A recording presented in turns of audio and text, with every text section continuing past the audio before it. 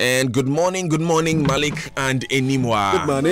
Good morning. And how are we doing this morning? Ready for the weekend? Good. Yep, ready for the weekend and for all the activities that will happen in the weekend. Beginning with back to school fair today. Absolutely, yes, major one. Definitely. Major I got one. the shopping list this morning. So donations are welcome. Yeah. Anyway, Okay, let's do the front front Good Street pages. business. GRA commences public sensitization on withholding VAT. Also on the front page of the Good Street business, 65 CSOs, that's civil society organizations, oppose China's $15 billion bauxite development plan in Ghana. Claim memorandum of understanding flagged China's pledge to sustain green environment, and government gets tough on oil blocks licensing. Those are the stories here. On the front page of the Finder, local banks to become stronger after BOG's cleanup of financial sector. That's according to President Akufo-Addo as he spoke in Rwanda yesterday. $2 billion Sino-Hydro bauxite for barter deal explained. Banks lose 30.1 million Ghana cedis to fraud in 2017. Ghana's bauxite barter deal and the $1 billion confusion end. PPA saves states 795 million Ghana cedis in 7 months. The Daily Statesman newspaper, AGI partners Scholarship Secretariat to create Labour Bank.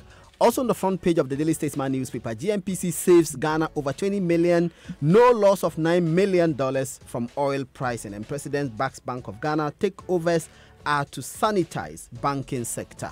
On the front page of the Chronicle, floods kill 3 in Sandema. Marine policeman escapes drowning by fisherman. Helpless police land seized by land guards in military camouflage. And Chop Chop rocks Trifu Herman Assembly. The Weekend Today newspaper, man 40 slays wife at Ablekuma Block Factory. Muslim groups urge government to continue handling Hajj operations and coming up, the mess at energy sector with special focus on TOR and GMPC. The New Weekend Crusading Guide, number 12 supplementary, top African football officials busted. 15 West, Central and Southern countries involved. Allow Chief Imam to continue handling Hajj operations. Muslim groups urge government. And Tema East NDC executive celebrates backbin and mills. The Herald newspaper, energy minister angry at sector CEOs over disobedience. Peter Ameu's National Cathedral mess uncovered. Court running Bank of Ghana Senate GRA into multi-million-dollar trouble. Also on the front page of the Herald newspaper, Nana B refuses to leave NSS after Kufredia election victory, and MPP training deadly tax at secret location. Lawyer cries. The Ghanaian Observer, Akufo-Addo gets Chinese IT giant Inspire Group to establish West Africa headquarters in Ghana. Ghana receives $190 million after meeting MCC milestone. Alabi raises rigging alarm. That's with the NDC flag bearership race. NDC is rubble rousing over $2 billion Sino-Hydro deal. That's according to Pius Haji. And continue to handle Hajj operations. Muslim groups to tell governments. That's from the chief. The Daily Guide newspaper. That story you did from Sunday is also here. 3 drowned in Bagri Dam floods. NDC hopes dash over 2 billion Chinese deal.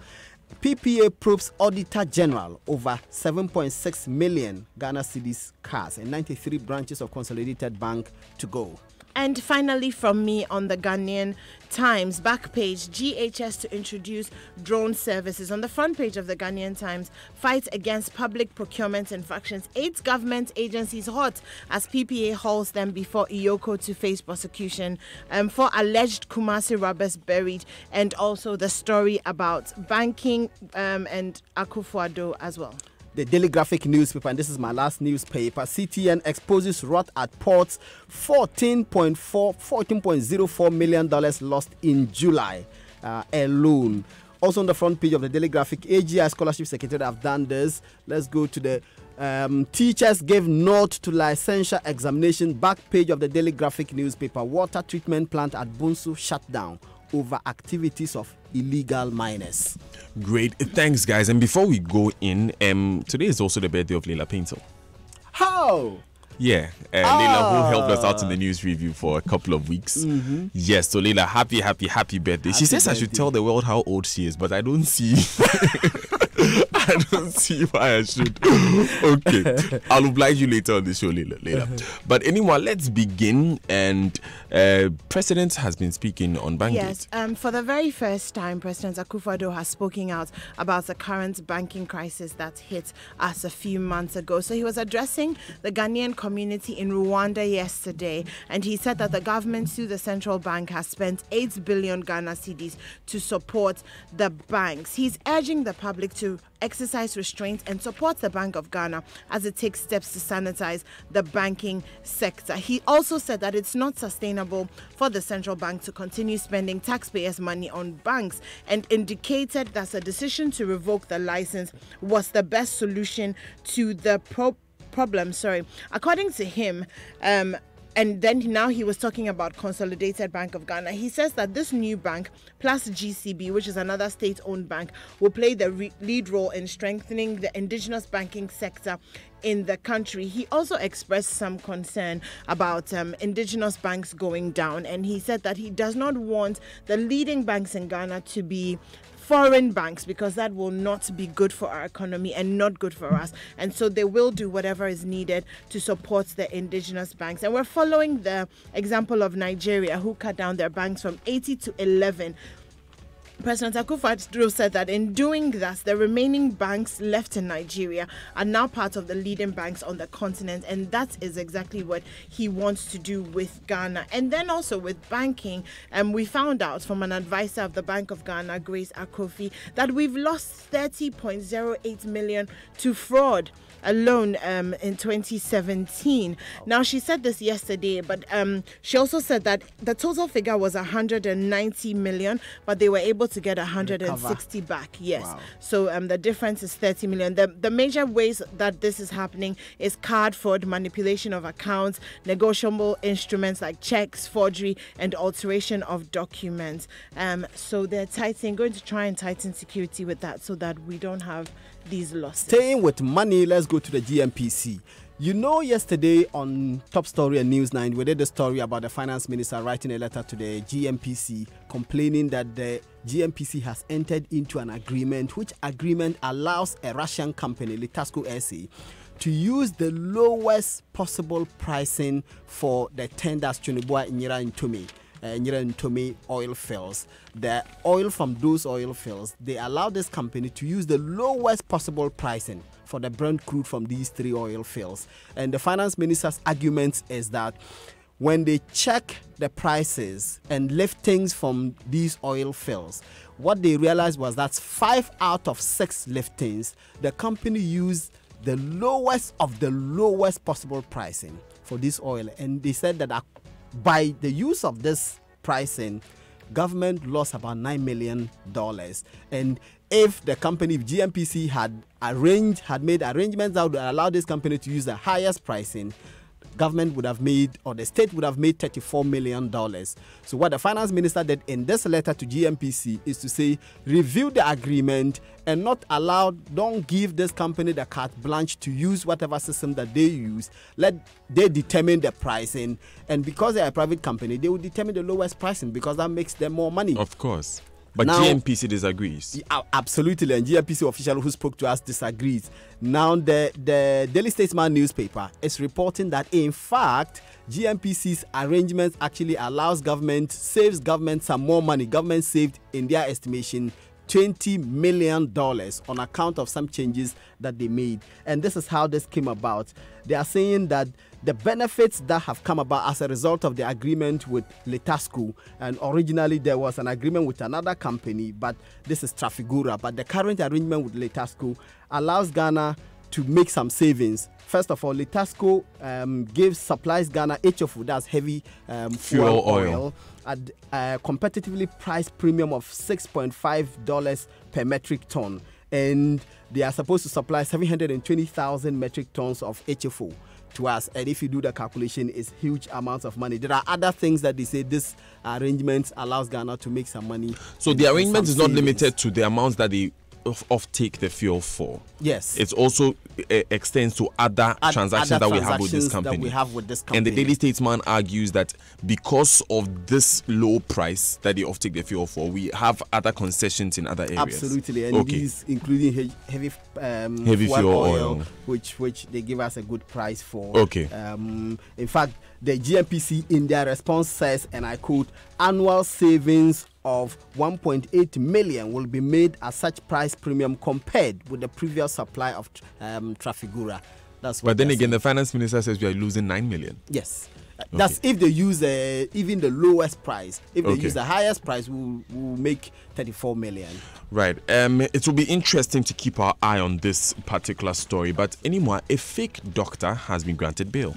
Yes, so yesterday in court, the prosecutor for this case, Sergeant Jonas Lawe, started, and the story starts from March 29th, 2017, and he says that the complainant and investigation unit of the Dental and Medical Council went to Kaneshie and its environs just to do a head count of medical doctors, dentists, physician assistants, and other ones. And so they went to a clinic, and one doctor, so-called Dr. Evans Osei Owusu Ansa, was seeing patients and stuff. Something set them off. The story doesn't say exactly what set them off and caused suspicion, but then they became suspicious of whether he really was a medical doctor or not. They questioned him, and in the process of interrogation, he did say that he was not a medical doctor. He had a certificate though from KNUST. So what he did was that he took somebody else's certificate, so I guess student number, all of that, but he put his name instead of that person's name, and that's what was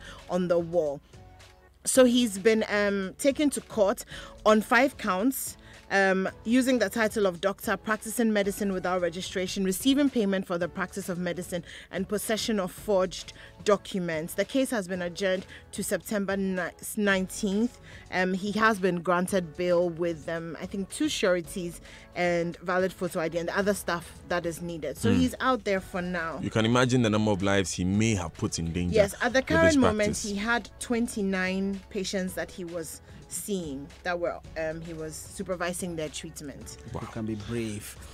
Can be very brave. Of all Malik, the professions I suspect it could be that maybe he was a medical student who didn't finish, so he may have the knowledge. It could be. I'm just saying, because why would he pick a doctor to fake? But Malik.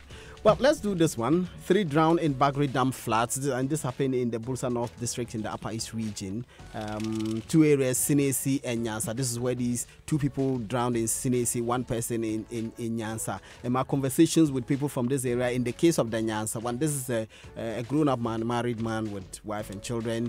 He left Nyansa and was coming to Sandima to sell his fowl. And when he got to the river, I think the fowl escaped from his hands and fell into the river. So he followed it. He was actually with a friend, and the friend warned him not to follow the fowl. He said he can swim, so he can get the fowl. He followed the fowl, and I think the currents of the river were so strong that he couldn't get out. And then he was taken away by the waters, and he died. 2 other people died in Sinesi, also in the Bursa North District. Very solemn story. May their souls rest in peace. Similar to this story that was just reported on the 6 a.m. news by Erastus, where a family was carried away in the Akoni River. Were confirmed by the Bursa North District coordinator of the National Disaster Management Organization, Bismarck Abakisi Atengbisa. Okay. But speaking of which, we will be going to Kumasi to get the latest on these 5 people who have died. Remember, there was a 6th person who has been who has still not been found. Yeah. And Erastus will be briefing us on the latest with those rescue efforts. Anymore, let's move into the 8 government agencies who are hot. Yes, indeed. 8 government agencies, like Daniel said, have been hauled before IOCO by the Public Procurement Authority. So apparently 10 more are currently being audited, and they may also face prosecution. The agencies that we're talking about, the Ministry of Education and Energy, GNPC, University of Education, Winneba, the AMA, Confanoche. Others are also Northern Electric Development, KNUST, again, Tema Oil Refinery, and the Controller and Accountant General department. So the reports of these 8 agencies have been lodged with the Office of the Attorney General and Yoko for further investigation and possible prosecution, and it has to do with the procurement process and how they're awarding contracts. Now, PPA is saying that they set up 2 new departments, 2 new operational units, the due diligence of value for money units, procurement investigation or audit unit, and what they've been seeking to do is enhance credibility of operations. So far they've saved 800,000 Ghana cedis for the year 2017 just by introducing innovative measures when they are considering applications. So it looks like it's going to do really good. This year they've saved 795,000 Ghana cedis, and it's only been 8 months, or in the 9th month. In fact, we should say that the agencies are 9 because the PPA is also probing the Auditor General over the 7.6 million cars that we did last week. Yes. So the audit service bought 32 cars valued at 7.6 million Ghana cedis. But the PPA is probing this, even though this went through procurement. The Daily Guide is reporting that the value of the transaction went over and above the threshold permitted by the law for the Auditor General Daniel Domelevo to approve, and even the entity tender committee of the audit service. And yet the Auditor General himself and the entity tender committee were the 2 who approved this, and they say this is above the threshold. Therefore, the Public Procurement Authority is investigating it. Okay, before we go online, another great friend of the show is being celebrated today, the wife of Professor Peter Quartey. Oh, okay. Mrs. Alice Quartey. Happy birthday to Mrs. Quartey from your husband, Prof. Peter Quartey of the Economics Department of the University of Ghana. Let's go online now, and the online news review is brought to you by Zenith Bank in your best interest, Goyle Good Energy, and download the Safe Doctor app now from the Google Play. Safe Doctor, the future of better medical care. Now you've got great love for your vehicle, you want the engine to last longer and perform to its maximum. It's okay. Goyle has the new super synthetic 5W20 and 5W30 lubricants for you. These specially engineered superior engine oils work efficiently on all modern petrol and diesel engines. They clean, protect, reduce fuel consumption, prolong oil change intervals, and enhance engine performance from startup till you switch off. Go to any Goyle filling station and grab the new Goyle Super Synthetic 5W20 and 5W30 lubes. Engineering innovation for your vehicle has arrived. Goyle Good Energy. Now, did you know that paying school fees can be as easy as ABC? And did you know that Zenith Bank provides the most reliable school fees payment service? Well, and now you know.